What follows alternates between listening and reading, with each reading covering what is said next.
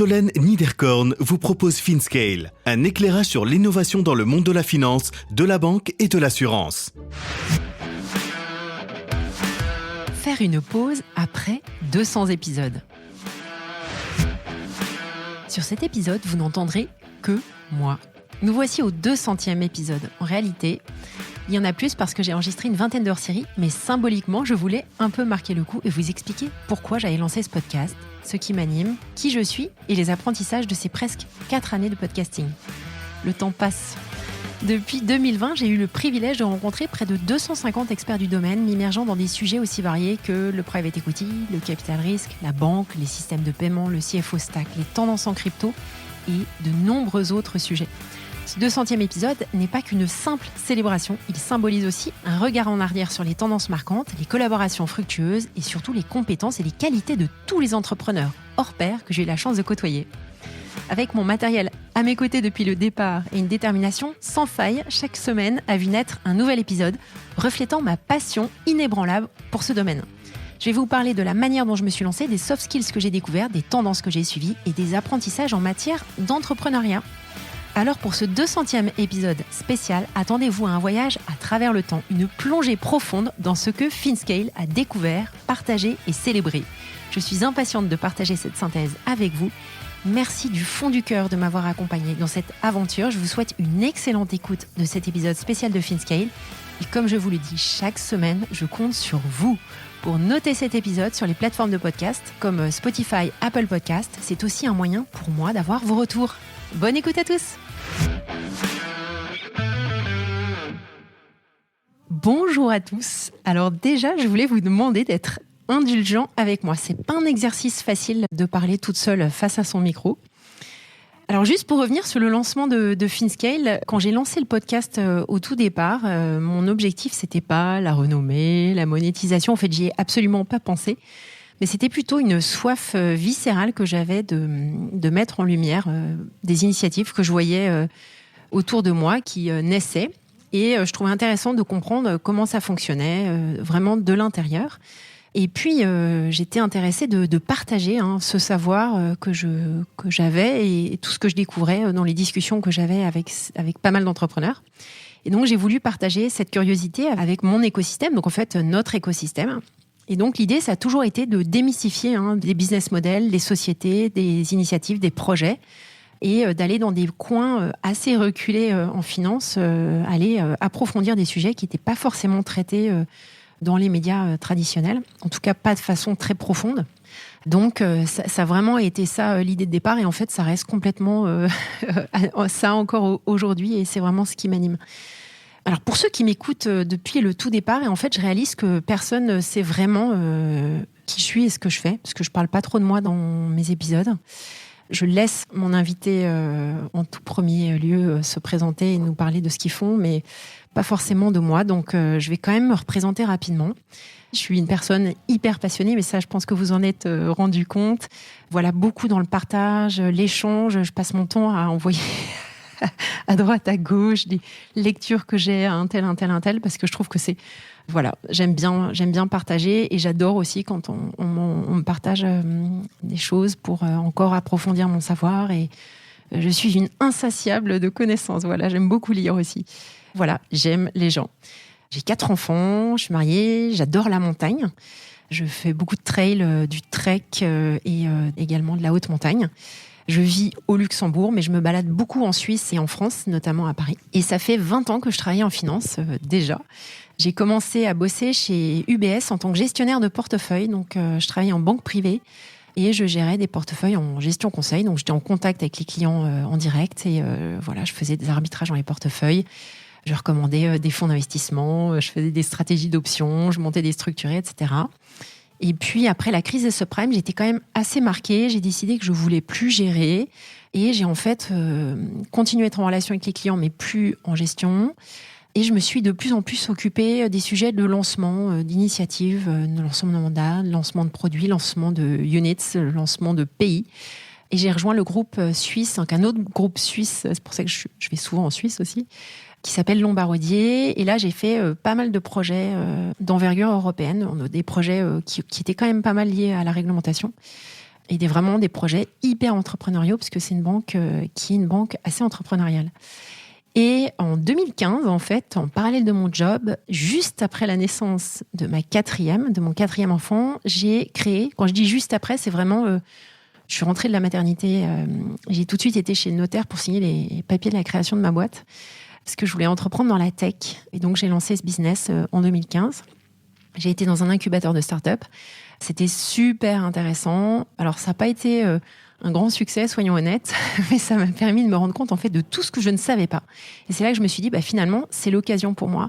J'avais l'occasion de rejoindre une start-up, donc je me suis dit, je vais vraiment saisir cette occasion-là. C'est super, je vais pouvoir savoir, comprendre comment ça fonctionne en start-up. Donc je suis allée bosser pendant 2 ans dans une start-up en RegTech pour monter un produit.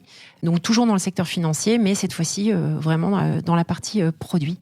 Super intéressant pour comprendre comment ça fonctionne, ces petites bêtes-là. Et puis, il y a 4 ans, je me suis lancée comme indépendante. Et donc, voilà, depuis le départ, mon objectif, c'était d'accompagner des clients donc au travers de missions de conseil que je faisais, que je fais encore, pour des sociétés plutôt early stage ou des scale-up en fintech, mais également en prenant des mandats de directeur indépendant dans ces sociétés ou dans ces fonds d'investissement. Donc, je suis au bord de quelques fonds en VC notamment, et au bord de FinTech. Puis juste pour préciser, ma spécialité, c'est aussi de créer, de développer des entités régulées comme des AIFM, des établissements de crédit, sociétés d'investissement, etc. Et puis j'ai un petit peu de temps que j'alloue pour des étudiants, parce que je trouve ça très important de garder un lien avec la jeunesse. Donc j'ai la chance de pouvoir un petit peu enseigner et mentorer certains étudiants. Et puis bien sûr, j'ai ce podcast, mais qui me prend, je dirais, peut-être 20% de mon temps, ce qui n'est pas tant de temps que ça. J'essaie de garder vraiment ça sous contrôle et de m'organiser de telle manière que ça ne puisse pas trop empiéter sur toutes mes autres activités. Mais c'est vrai que ça me demande un peu de rigueur. Alors, comment je me suis lancée ? Ça a été en fait le tout départ du lancement. Ça a été une discussion que j'ai eue avec un podcasteur qui est très connu en France, qui s'appelle Mathieu Stéphanie, qui est une personne très talentueuse que j'apprécie beaucoup, et qui a eu la gentillesse en 2019 de prendre un café avant un entraînement, je me souviens très bien. Il partait en entraînement pour du triathlon et il m'a accordé quand même du temps pour qu'on se prenne un café et pour parler de podcasting. Et à cette époque-là, j'avais pas du tout en tête de lancer un podcast, mais je trouvais juste intéressant d'échanger avec lui, de savoir ce qu'il animait, ce qu'il passionnait dans ce qu'il faisait. Et en rentrant de cette discussion, j'ai pris le TGV et là, j'ai une espèce de révélation. Je me suis dit, mais en fait, il faudrait que je lance un podcast. Et j'en ai parlé avec une cliente chez laquelle j'étais en mission, qui m'a dit, écoute, lance-toi, parce que sinon, tu vas jamais le faire. Là, c'est le faire tant qu'il est chaud. Donc vraiment, je me suis dit, je vais lancer un podcast. Et je pense qu'en 1 semaine, j'avais le nom, le visuel, les premières invités, qui étaient des amis ou d'anciens clients. Et puis, j'ai très rapidement trouvé du matériel pour enregistrer de manière très pro, parce que je voulais un bon son tout de suite. Donc, j'ai investi un petit peu d'argent dans une plateforme d'enregistrement qui est assez conséquente en taille, qui pèse 1 tonne. Et puis, le sujet qui était très important pour moi, c'est qu'au niveau du montage, je n'ai pas à m'en soucier, parce que j'aime pas du tout faire des montages vidéo, audio, ça m'intéresse pas, et surtout, je pense que je suis pas très douée pour ça.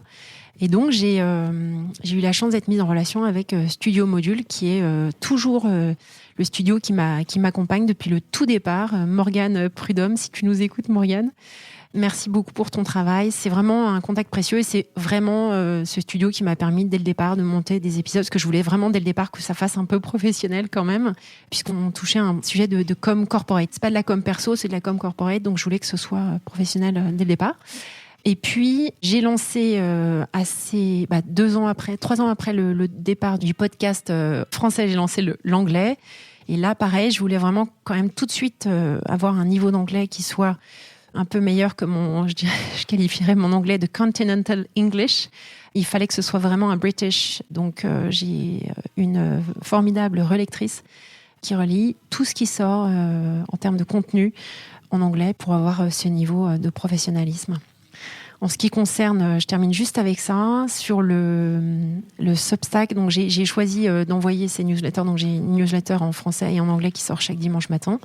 Et là, pareil, la question s'est posée de savoir quoi prendre. En définitive, j'ai demandé conseil, on m'a conseillé Substack. Et c'est ce qui me permet de très rapidement écrire mes newsletters, très souvent le jeudi ou le vendredi soir, tard, parce que je suis en manque d'inspiration au début de semaine. Donc voilà, ça c'est plus pour la partie lancement un peu pratique. Au niveau des anecdotes, mais c'est rigolo peut-être de vous expliquer un petit peu comment je fais, parce que c'est, comme je vous le disais, c'est 20% de mon temps, donc j'essaye vraiment, je fais dans les trous. Quand j'ai du temps, j'avance par petites touches. Donc c'est vrai que ça m'amène parfois à enregistrer en vacances. Donc par exemple, je suis partie faire un voyage aux États-Unis il y a 1 an et j'ai pris dans ma valise bagage, en bagage cabine, mon énorme plateforme d'enregistrement. Donc j'avais plus beaucoup de place pour le reste. Donc j'ai enregistré en voyage, en vacances, dans des restaurants, au bord d'une piscine, en rentrant du ski, sur une véranda, au bord de la mer. Enfin, j'ai vraiment, dès que je peux, si l'occasion se présente, j'enregistre avec l'invité en fonction de là où il est. Et puis, j'ai écrit, pareil, dans des endroits un peu insolites, comme je me souviens avoir écrit dans un aéroport à Athènes à 4h du matin, au fin fond de la Norvège, à Chicago en rentrant du musée. Et j'écris très souvent en voiture. Quand je suis avec ma famille, ils savent que je m'isole un peu et donc c'est pas très sympa pour eux, mais je me mets mes écouteurs sur les oreilles et je travaille ou j'écris. Voilà, en voiture, puisque mon objectif, vraiment, c'est toujours le dimanche matin. Il faut absolument que j'ai envoyé. Je suis un petit peu, je pense, psychorigide, mais il faut que les personnes qui me lisent, puisqu'il y en a qui ne m'écoutent pas, mais qui me lisent, eh bien, que cet écrit parte en français et en anglais le dimanche matin. Voilà, c'est programmé comme ça. Alors, je voulais vous donner quelques éléments de contexte. Donc, j'ai lancé le podcast en mai 2020. Et j'ai lancé 1 à 2 épisodes par semaine. Donc ça fait au total plus de 220, puisque j'ai fait, sur un hors-série, j'ai pu en faire 4 ou 5, notamment quand je couvre des événements. Et c'est vrai que j'ai couvert vraiment des pointures dans l'assurance, la banque, l'investissement, dans tous les coins et recoins de la planète FinTech. Je voulais vous donner quelques chiffres pour vous donner du contexte, mais donc FinScale fait des centaines de milliers d'écoutes depuis son tout début, et c'est beaucoup parce que c'est quand même un podcast très niche dans l'immense monde du podcasting, avec une audience vraiment très spécifique, une audience francophone mais aussi anglophone. Et ce qui est chouette, c'est que souvent le podcast se balade dans le top 200 des podcasts Apple Podcasts en France, dans la catégorie business. Donc ça, c'est chouette quand je vois le podcast, parfois même les 2 podcasts en français et en anglais qui sont dans ce classement. C'est chouette pour moi. Et puis, en termes de métriques, j'ai fait partir donc 220 newsletters, donc pas loin d'une centaine en anglais en plus. Et puis à peu près, en termes de post LinkedIn, à peu près... la même chose. Alors, dans les entreprises que j'ai mises sous les projecteurs, il y en a quand même beaucoup qui ont pris leur envol, qui se sont fait racheter. Malheureusement, certaines qui ont dû nous dire adieu. Et puis d'autres qui ont tout simplement choisi de fermer boutique. Côté contenu, on a un chouette cocktail. J'ai fait le point. Donc, il y a 45% de mes épisodes où je parle de FinTech au sens très large, donc InsurTech, FunTech, Contatech, RegTech, même un épisode sur de la HRTech. 12% autour de l'univers du Web3, de la crypto, de la blockchain. Il y en a 20% qui ont été sortis dans le domaine de l'investissement. Donc, quand je dis investissement, c'est plutôt PE, VC, mais pas que. Et 7% sur l'impact. Ça va augmenter, je vous promets. Et puis les 10% qui restent, je sais pas, il faudrait que je regarde si j'ai bien fait le compte, mais c'est des acteurs plus traditionnels. Dans les grands noms de la finance que j'ai eu des intervenants qui venaient de Société Générale, Visa, Euronext, le FEI, la BPI, AG2R, Amundi, etc., BNP Paribas. Des associations comme France FinTech ou l'Association européenne des paiements. Et puis, dans l'origine de tous ces acteurs, ça vient de vraiment un peu partout en Europe, la Belgique, la Suisse, le UK, l'Italie, etc. Avec quelques FinTech aux États-Unis ou VC américains. Concernant les gestionnaires d'actifs, alors, comme je le disais, pas mal de fonds de VC, puis j'ai fait un petit peu d'épisodes sur des fonds fixed income ou equity, avec des analyses vraiment spécifiques, notamment un épisode sur la mise en place de l'intelligence artificielle pour générer de l'alpha dans les fonds equity. Ça, c'était vraiment un épisode ultra technique. Avec Béatrice Gaz de AI for Alpha. Mais j'ai beaucoup été sur le non-coté, sur tous les actifs alternatifs, puisque je suis vraiment une big fan depuis 20 ans, en fait, de tous les investissements alternatifs. Donc, on est allé découvrir ensemble la dette privée, le PI, l'impact investing, des fonds de titrisation, des fonds de VC, du growth, etc. Et c'est pour ça que ça me fait rire, parce que quand on me dit que j'ai fait le tour et que je vais arriver au bout, en fait, je ris parce que le monde de la finance, c'est vraiment un océan. Et j'ai jamais fini de découvrir avec mes invités plein de nouvelles îles. Voilà. J'avais envie de revenir sur les soft skills. J'en parle pas trop dans mes épisodes, mais elles sont fondamentales dans le business et ça compte aussi beaucoup dans le secteur financier. J'en ai identifié quelques-unes que je voulais un petit peu faire ressortir au travers des discussions que j'ai eues avec tous ces entrepreneurs. La première, je pense que c'est la capacité d'adaptation. C'est le point numéro 1 du développement d'un produit. On revient dessus, c'est vraiment de répondre à un besoin donné et surtout dans un secteur avec une très forte réglementation, très changeante.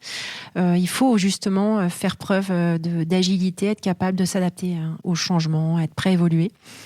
Et il y a un épisode qui m'a marqué, c'est d'ailleurs sur ce sujet-là qu'on avait approfondi avec mon invité. C'est l'épisode que j'ai enregistré avec Anne To Chong, qui est la fondatrice CEO de Lago, et qui nous explique en fait son pivot, qui est vraiment un pivot à 180 degrés, qui est absolument passionnant, que je vous recommande si vous ne l'avez pas écouté. Et j'avais également parlé de cela avec Adina Grigoriou sur l'épisode Active Asset Allocation, où là, elle était revenue plus sur l'évolution de son offre pour répondre aux besoins de l'industrie de l'assurance. J'avais trouvé très intéressant ces deux interventions. Deuxième soft skills que j'ai clairement identifié, c'est le leadership. Alors j'ai été impressionnée par énormément des entrepreneurs, une grande quantité d'entrepreneurs que j'ai reçus sur le podcast, cette capacité à mener les équipes, à passer des caps, des tailles d'entreprise. Quand je pense à certaines sociétés en particulier, je pense à Alma, Conto, MangoPay, Alan, Ledger, Checkout.com, etc. Et puis, c'est aussi le leadership, c'est vraiment aussi cette capacité à prendre des décisions difficiles et assumer la responsabilité des résultats. Et c'est clairement ce qu'on retrouve chez de nombreux entrepreneurs croisés sur le podcast. Je vous cite ceux que je vous ai cités, les fondateurs CEO de ces boîtes-là, mais en fait, je pourrais énumérer... une très grande partie des entrepreneurs que j'ai eu sur FinScale et puis que j'ai rencontrés dans le cadre de mes activités à côté. Le numéro 3 que j'avais en tête, c'était aussi cette intelligence émotionnelle. Alors moi, j'y suis particulièrement sensible à titre privé. Je me forme d'ailleurs sur le sujet. Mais ça, c'est le 3, vraiment, je dirais même peut-être en top 1, la capacité à comprendre et à gérer ses propres émotions. Et puis aussi à percevoir et décrypter les émotions des autres. Et ça, c'est fondamental. En tout cas, c'est un des points qui est ressorti dans les discussions que j'ai eues avec tous ces entrepreneurs. Et cette capacité aussi à créer une culture d'entreprise positive, à gérer le stress, à négocier efficacement. Je reviens sur pas mal de mes épisodes sur les biais cognitifs, notamment sur les boards. Et notamment dans un environnement d'affaires qui est souvent vraiment sous pression. J'avais approfondi le sujet avec Romain Vidal et Sarah Jalot, qui sont les partenaires du fonds Teampact et qui nous expliquent en fait comment, en distillant les valeurs du sport dans l'entreprise, on parvient vraiment à renforcer cette culture d'entreprise et à insuffler les valeurs du sport dans l'entreprise. Passionnant cet épisode. Allez, un dernier, 4e soft skill, c'est celui de la communication. Alors ça se travaille bien sûr pour toutes les startups qui développent du business avec des technos complexes et des réglementations ardues. Alors je pense en particulier à 2 épisodes, même 3 épisodes, Formance, Pono et Numéral, qui ont vraiment couvert des sujets très complexes autour de... Formance, c'est Ledger en fintech. Pono, c'était un épisode sur la fiducie. la modernisation de la fiducie et puis Numéral autour de l'orchestration des paiements. Eh bien, je trouve que ces intervenants, ces fondateurs ont parfaitement réussi à communiquer malgré la complexité du sujet qui les anime chaque jour. Je vous encourage aussi à les réécouter.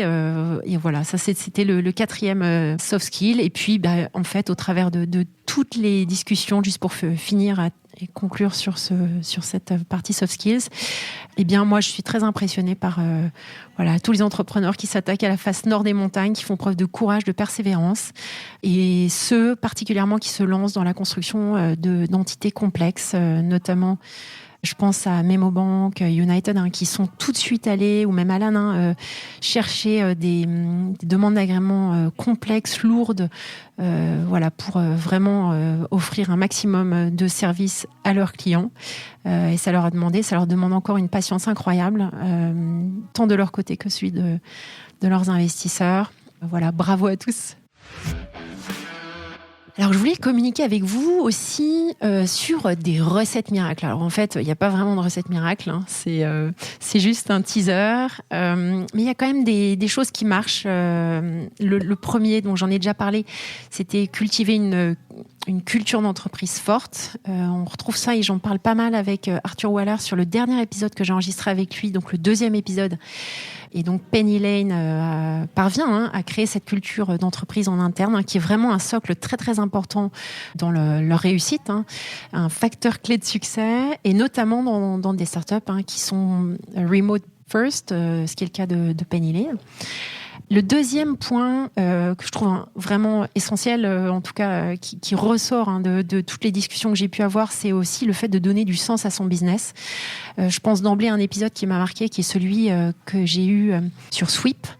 C'est une start-up qui prend sa mission vraiment très au sérieux. Il ne s'agit pas juste d'offrir un service, mais c'est vraiment, on sent cette vision forte dès le départ avec Rachel Delacour, qui est la CEO, qui nous donne vraiment un aperçu de la vision qui est déployée au sein de Sweep et qui donne vraiment du sens à toute l'entreprise, qui motive, on sent, l'ensemble des collaborateurs pour œuvrer pour un but commun qui est celui de la durabilité. Le troisième point qui est important pour moi, à nouveau à titre personnel, c'est valoriser la diversité.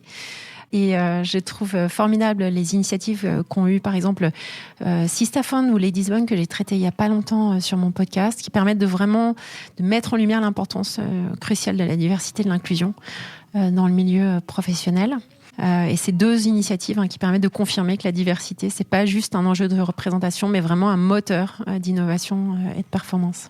Bon, après, je vais être un petit peu catalogue, mais je vais vous en citer d'autres que j'ai vues. Donc, dans les recettes miracles, c'est bien sûr une équipe de direction forte, soudée, une agilité, une adaptabilité du modèle d'affaires, un business model clair, une gouvernance adaptée au stade de l'entreprise. Alors ça, c'est un des points qui m'importe beaucoup, c'est les sociétés qui parviennent à faire évoluer leur gouvernance en fonction des différents tours de table, en fonction de l'évolution des marchés auxquels elles s'adressent, etc., avec une équipe dirigeante et un board qui soit vraiment adapté aux besoins de l'entreprise. Et puis, qu'est-ce que j'avais encore d'autre en tête ? Un réseautage bien pensé, efficace. Et puis, très important, je pense, des partenariats stratégiques qui soient bien pensés qui prennent pas trop de temps à mettre en place dès le départ et qui aient du sens pour l'entreprise. Un des sujets que j'ai eu beaucoup de plaisir à voir émerger ces dernières années, c'est celui de la finance durable. Alors, je parle pas des clichés que peut avoir le public non averti, mais vraiment des sujets, des pépites que j'ai pu recevoir, des équipes vraiment dédiées sur ces sujets de finance durable. Je pense à Sadhgana, Carbon Equity, Mirova, Kimpa, Ring Capital, Impact Partners, Briga, Strive. Enfin voilà, j'ai pas fini d'en énumérer. Et ça, c'est un sujet que j'ai vraiment essayé de creuser davantage dans les prochaines années dans le podcast. Et puis, dans les sujets, les grands thèmes fintech qui me passionnent encore, alors je vous en cite certains parce que la liste est longue, mais c'est tous les sujets as a service, le lending as a service, payment as a service, les BaaS, mais aussi le rent-to-own, revenue-based financing, buy now, pay later, le reverse buy now, pay later. Enfin, on n'a pas fini de couvrir le scope. Et puis, super intéressé aussi par la wealth tech, intéressé de voir ce que eToro, Scalable Capital ou Finari déploient depuis quelques années. J'ai adoré découvrir tout ce qui tourne autour du Web3, de la crypto, de la blockchain, de manière très globale, et particulièrement intéressée par ce qui se passe autour de la tokenisation. Et je suis très curieuse de voir comment les choses vont évoluer dans les prochaines années. Pour moi, c'est vraiment un outil formidable pour assurer une meilleure fluidité, une meilleure liquidité dans le non-coté. Bon, bien sûr, il y a tout ce qui tourne autour du CFO Stack avec une myriade de solutions que je peux pas citer, mais qui donnent vraiment du sens pour les directions financières autour de la gestion de trésor, paiement des factures, la facilitation du travail de comptable. Et puis, je vais quand même aussi citer tous les sujets autour des startup studios. J'ai beaucoup aimé mes échanges avec Patrick Amiel, Quentin Nickmans et Camille Tian, qui ont des modèles complémentaires et qui sont très vertueux pour l'innovation. Bon, le dernier point dans les sujets qui m'ont intéressé, alors il y en a un, ça surprend les gens que je revienne toujours avec la réglementation, mais c'est vraiment un des éléments qui est quand même qui peut vraiment être un bloqueur, un deal breaker dans certains cas. Et ça, je continuerai à en faire. J'ai eu pas mal d'épisodes autour du sanction screening, le KYC, tout ce qui est autour de l'open banking, et ça ne va faire que je dirais s'alourdir dans le secteur. Donc, je garderai toujours ça en tête. Et j'étais très intéressée, en tout cas, d'avoir ces discussions avec Honduras, Forceline, etc., pour approfondir. Et bien voilà, nous sommes arrivés au terme de cet épisode. C'est une étape marquante pour moi. J'espère que vous avez apprécié l'exercice.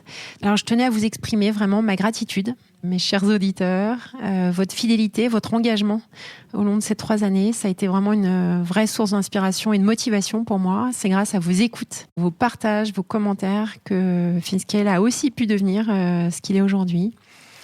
Si je regarde vers l'avenir, mes next steps, c'est vraiment de continuer à explorer avec vous les confins de la finance, ses progrès, de plonger encore plus profondément dans ces nouvelles tendances, de dévoiler des secrets autour de nouvelles technologies, autour de, bien sûr, les modèles d'intelligence artificielle, de vous présenter des entrepreneurs que vous ne connaissez pas, des acteurs qui sont sous les radars.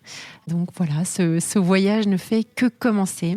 Voilà, écoutez, je vous encourage à me contacter, me faire part de vos retours d'expérience, de ce que vous avez pensé de cet épisode, qui est une première pour moi. Si vous avez envie que je réitère l'exercice sous un autre angle, avec plaisir, n'hésitez pas à me contacter. Chaque contribution que vous me faites compte beaucoup pour moi. Et je vous remercie encore une fois de votre fidélité, de cette passion partagée.